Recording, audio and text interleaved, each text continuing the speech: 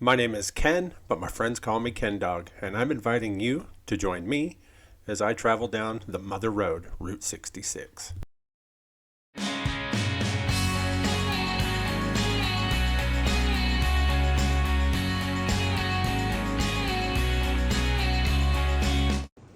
I'm not a big breakfast person, but anytime I'm on the road, you can bet I'm going to start off eating a little something at the hotel.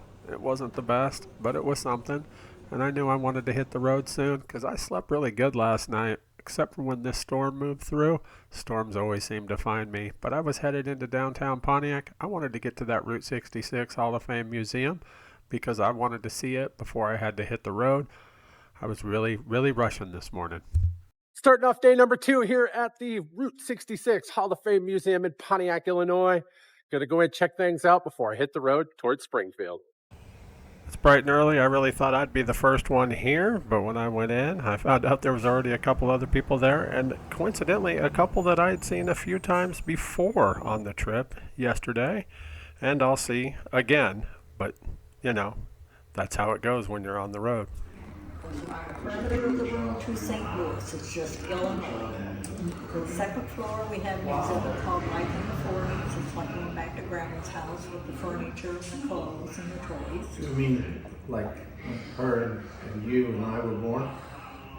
Well, I think I was probably born a few days before you. No, I doubt I don't think so. You tell me and I'll tell you. 78. I'm 85. Oh my goodness. You're in great shape. And I've worked here 15 years. And I Wow. hope I Evidently, I'd walked myself right into an age measuring contest, but being the youngin', I kept my mouth shut. I didn't want to say a word.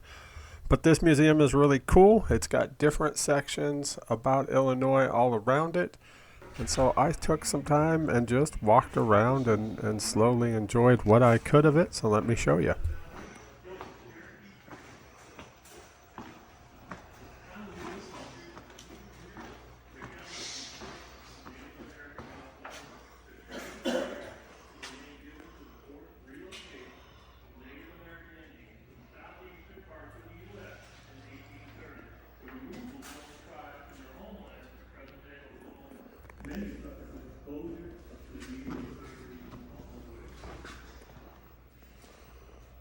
Can you take pictures in here or no?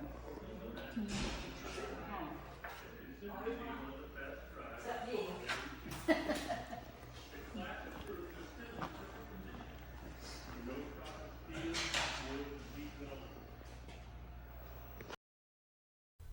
I absolutely love seeing the old artifacts like this, from gas stations. There's something fascinating about a gas station. But how about this? This is Bob Waldmeier's V-Dub bus, right? His microbus from 1972. We're going to take a closer look at that here in a little bit, but they've got that on display there. That has seen some stuff. I mean, just absolutely, it's seen a lot of stuff. The way he traveled. Man, if you don't know who Bob Waldmeier is, well, stay tuned to this video because we'll have a lot more about him here. But just walking around, look at all this stuff. Love to see the word Lee up there. Yeah, it is definitely a trip down memory lane. They've got a lot of stuff to check out. From the dirt road days to the 1960s.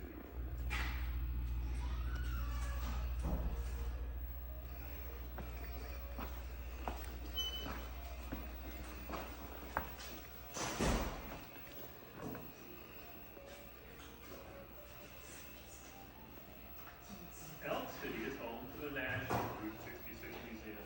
The highway would never even have made it into the state if it wasn't for Cyrus Avery, the father of Route 66. A Tulsa businessman and highway commissioner, he spearheaded the national committee that created the U.S. highway system in 1926. He championed the Chicago to Los Angeles route that dropped south for Oklahoma for his own business purposes. The new highway would run right past his filling station and restaurant. Without his input, a straight line. Bob Waldmeier. If you don't know who Bob Waldmeier is, let me just give you just the Cliff's Notes version of it. He is an amazing artist. Some of his work you can see right there on these maps of Route 66. He is a Route 66 legend. Bob passed away in 2009, however, but this was his V-Dub bus, his 1972 microbus, and it is said to be the inspiration for Fillmore in the movie Cars. And so was he, and we'll see some of the letters back and forth between him and Disney Pixar here in just a little bit, but I couldn't imagine what it must have been like traveling Route 66 in this thing. That would just be fantastic. I mean, absolutely fantastic. Maybe not at today's gas prices, but you know what I mean, back in the day. So let's take a closer look at it, shall we?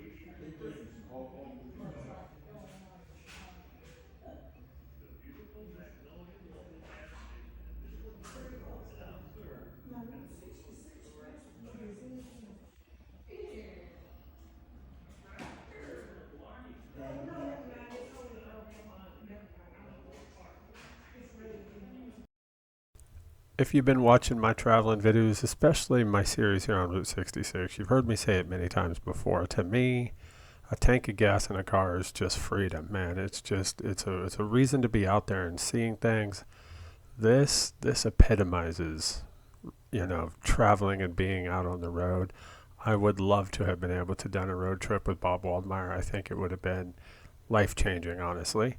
But I ended up spending the rest of my time at the museum just walking around, looking at all the various things they've got. I love that artwork there with the license plates. There is so much to see inside that museum that honestly, kind of like at the one in Juliet, I started taking some pictures just so I could look at stuff closer later because I didn't have much time. I knew that I wanted to hit this place yesterday, as I said, and I didn't quite get there. So I had just a short period of time to get done what I wanted to see so I can get back out on the road. And I still had a whole nother level to check out. So let's take a look at some more. Upstairs at the museum, they have a couple different rooms. This one's dedicated to Bob Waldmeyer here, and it's got a lot of stuff in it. A bunch of his original artwork. Some of them are replicas, but I love the quotes of his. I'm fascinated by him. I absolutely came out of this just completely fascinated and wanting to learn more about him because he really seems like somebody that I would have enjoyed sitting down and having a beer with, just picking his brain about life on the road. And here's those letters I was telling you about. They call it From Waldmeyer to Fillmore. From Pixar. Feel free to go ahead and pause these so you can read them and see the changes that he had and his comments about it all. It's absolutely fascinating how it all came about.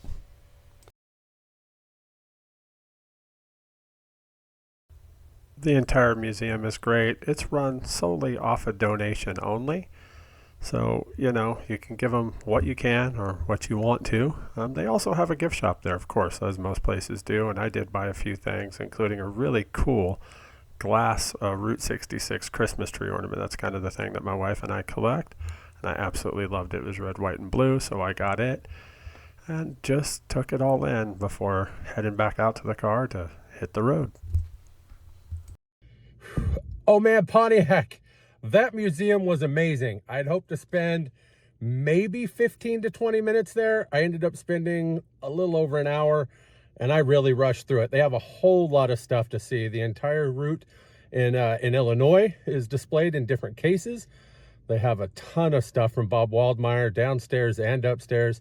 And then inside the building, they also have a section currently, the music of the Civil War, and one dedicated to the Titanic. It was pretty cool to get to walk through. So if you're ever in Pontiac, Illinois, it's a must stop in my opinion.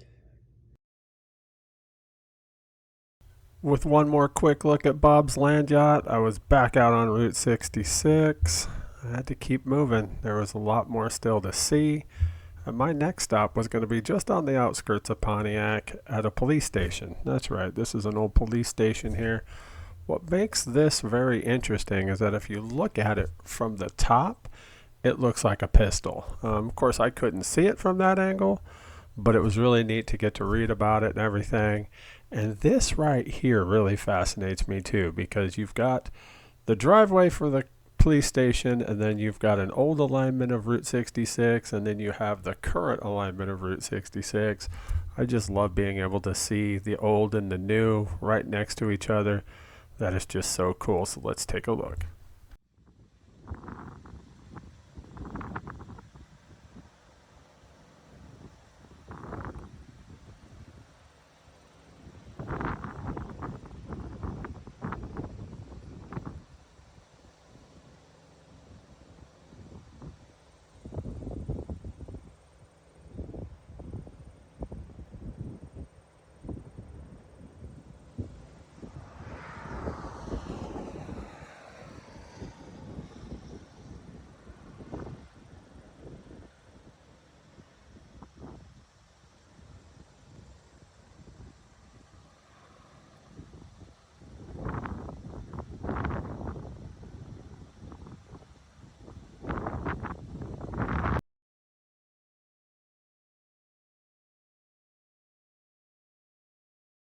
Speaking of old, right next to the new, just up the road a little ways in the town of Chenoa, they actually have a part of it that's blocked off for bicyclists and for runners, walkers. I absolutely love that. It starts right here. See, it's Chenoa's historic Route 66. And just look at this. Right off from the current alignment, they've got a part of the decommissioned old Route 66. They got some benches set up periodically. I saw people out here riding their bike. I saw people walking their dogs. I wonder how many of them exactly know that that's the old Route 66 without looking at that sign, or if they really even care, to be honest with you. I just found it absolutely enthralling that you can really, literally get your kicks on Route 66 if you want, the old Route 66, and spend as much time as you want walking it through this town. I think it's awesome that they've done this. It's not the only place along the route, but this was the first one that I spotted, so I thought that was really neat.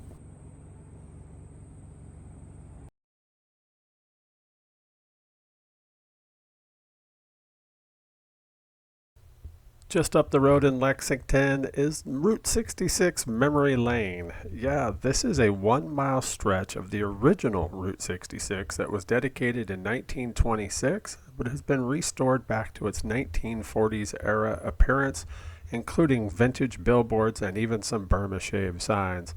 They're really hard to see because it's quite grown over. You can see one poking in over there a little bit there, the Oasis Drive-In, but the rest of them, as we come up on them, not so easy to see. But let's go take a drive down memory lane.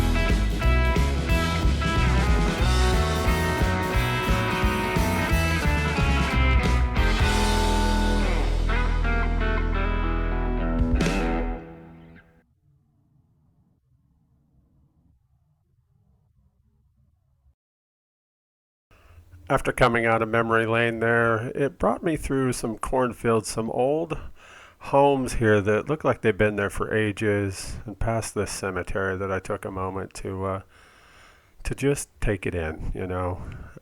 One of the really cool things about driving Route 66 is getting to see Backroads America, places that I just wouldn't normally go to. And that's not a slight against them. That's just, you know, we live in a world of getting from place to place as fast as possible. And Lexington, Illinois is one of those places that I probably never would have gone to if it wasn't for this trip. And they've got some funky art here, like this one here called the American Standard. I don't know what it is, but it was kind of cool. And they have another portion of a decommissioned Route 66 there where you can use it to walk down. And I don't know, the whole place is just great. It was a really neat little town, and that led me over to Towanda. And Towanda is kind of cool. I mean, it's quirky, like this. What is this? I don't know. Didn't have time to check it out. But this guy must love racing, and that's kind of cool. I mean, really, it is. But then I hit Dead Man's Curve. Dead Man's Curve is named because of the amount of wrecks that it caused on this slight little corner. And, you know, just had to check it out myself. And it even has a Burma Shave sign here. So what does this one say? It says, around the curve, lickety split. Beautiful car, wasn't it? Burma Shave. Yeah, tons and tons of wrecks back in the day around this corner. Of course, it looks a little different than it used to. But Dead Man's Curve, right? I mean, it is quite a popular little spot to get pictures at along Route 66, and they have signage on both ends that'll point you to it so you don't miss it. I really like this here just up the way in Towanda. They have this geographic journey of Route 66. They have these signs like this one here for Oklahoma for every state along Route 66. I missed the first few, so I picked up the ones westward from Oklahoma, Texas, New Mexico. Of course, there's going to be now Arizona. Gotta love Arizona. Don't forget Winona. And then that leads us to the last one of California here. Pretty cool. And again, it's along a decommissioned portion of Route 66 where I saw some people out biking. I would absolutely love to do that. Well, I don't know how normal my next stop was, but it was in Normal, Illinois, and I really wanted to check out Sprague's Super Service Station.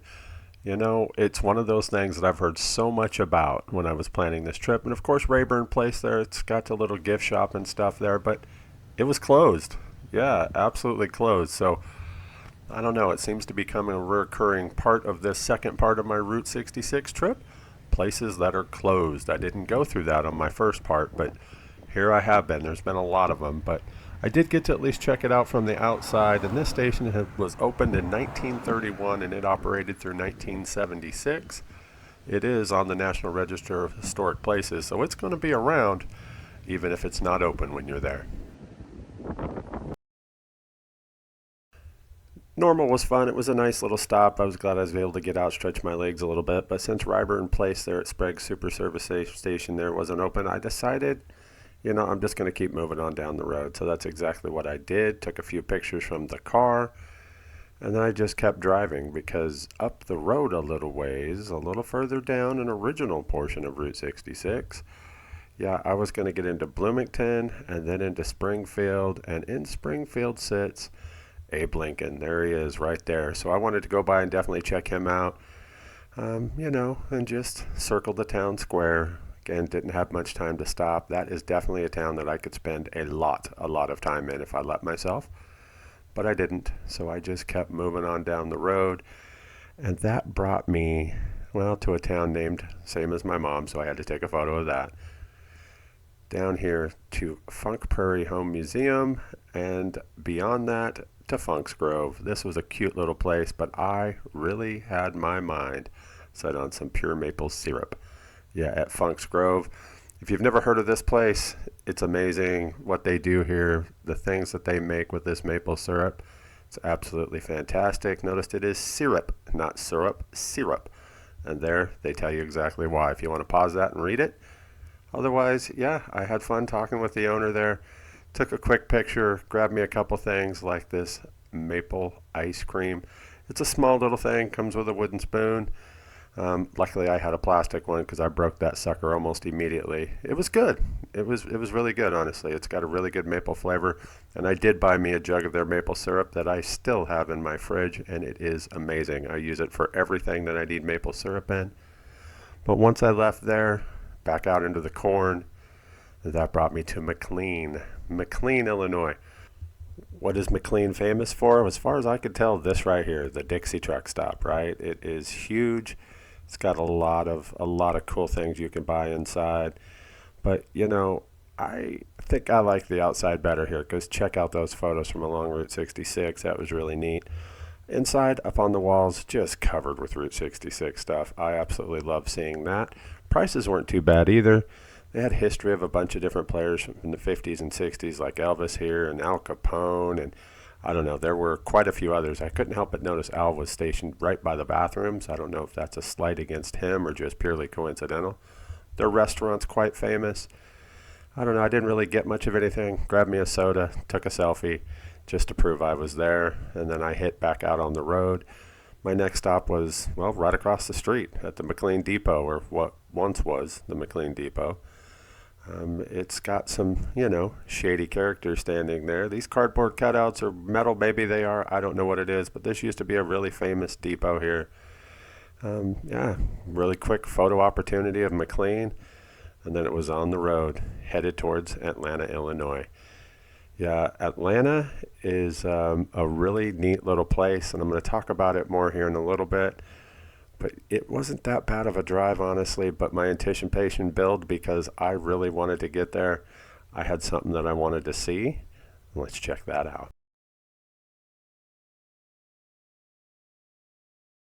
I made it to Atlanta, Illinois, and that is the Bunyon Giant. The Bunyon Giant is another one of those classic muffler men along Route 66. You could tell them by noticing the hands, right? The right hand up, left hand down. But this one's holding a hot dog. He's 19 foot tall. He originally stood outside of a restaurant in Berwyn, Illinois, but now he stands proudly in Atlanta, Illinois. Stopping by to check out the Bunyon Giant is a rite of passage on any Route 66 trip, and I'm really glad that I got the chance to do it. So let's check out more of the town now.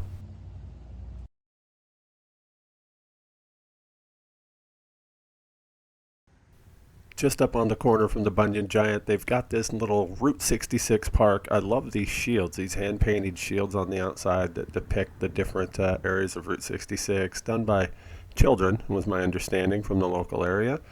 I thought they were pretty cool, honestly. So check out that cow. I love that cow's smile.